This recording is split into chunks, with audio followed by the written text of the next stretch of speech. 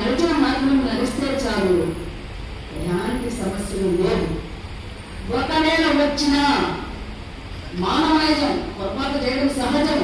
ఎందుకంటే కృష్ణుడే చెప్పాడు, నువ్వు చేసే పని చేయవయ్యా, నేను ఉన్నాను కదా, ఫలితం ఆశించుకున్నాడు. కాబట్టి ఇప్పుడు ఏం చేయాలి? ఈ నమ్మకమైనటువంటి అర్థం ఏం చేస్తుంది? ఈ ధర్మాన్ని రక్షించుకుంటూ వస్తున్నటువంటి సమస్యలు అక్కడ బ్రతకు బాధపడుతుంది.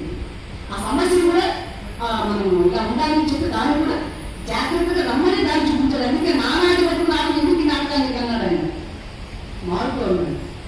అన్నమాచార్య గారి బాధపడుతూ శిరస్సుమాని గారు కూర్చుకుంటూ సమయాన్ని సద్వినియోగం చేసుకుంటూ స్వామివారి వర్ధంతి కార్యక్రమాలు 28 నుండి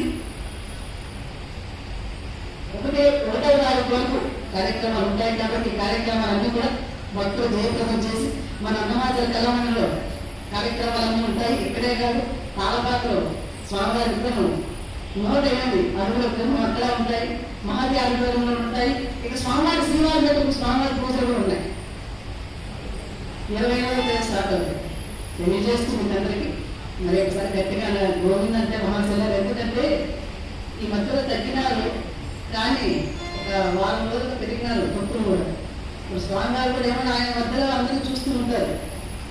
ఇక్కడికి వచ్చి గోవిందని మనం అందరినీ ఆశీర్వదించాలి. స్వామివారి ప్రార్థిస్తూ గట్టిగా రావాలి.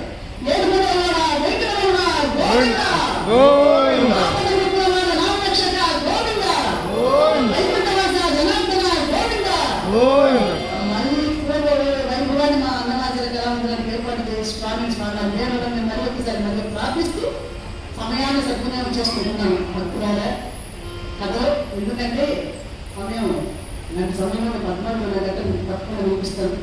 దాంట్లో కథలో ఏమైనా పొరపాటు మంచి విషయాలు తెలియజేస్తూ అభిమన్యుడు అంటే శ్రీమన్ మహాభారతమునందు మానవ ప్రకృతిని ప్రతిబింబించి మహేతిహాసము. మానవుడు మానవుడు అయితే మాధవుడు కూడా. మానసిక ప్రభుత్వం అనుధర్మ నియమబద్ధం కావాలి కదా. యశే విజిగీషులో ప్రజాయే గృహమేదినా కీర్తి గాయుడు యశస్ గాయుడు కావాలని సావాస దోషము చేయి సకల సంపదను తెచ్చుకొని సంపత్తులను పోగొట్టుకొని ఆగత అనాగతులు తెలియక ఇంద్రియ లోనుడే మనశ్చాంచల్యము రవరవాని నరకములు పడుట మన మానవత్వములకు తీరని లోటు. క్షణం చిత్తం క్షణం మాయ అనమాట. ఇక్కడ ఉన్నటువంటి సేపు బాగా ప్రశాంతంగా నామస్మరణాన్ని చేద్దాం. అక్కడికి వెళ్ళిన తర్వాత అన్ని ఎంత ఉంటాయండి.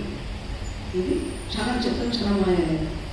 కానీ తన రాజ్యం కోసం, తన బంధువుల కోసం తననే త్యాగం చేసినటువంటి ధనుడు బాలనీయుడు అభిమన్యుడు. ఈ యొక్క విషయాన్ని నేను వేస్తున్నాను, సంక్షిప్తంగా వేస్తున్నాను. మరి ఒకసారి రోజున పూర్తిగా మనం చెప్పుకుందాం తెలియజేస్తూ మరి ఒకసారి దగ్గర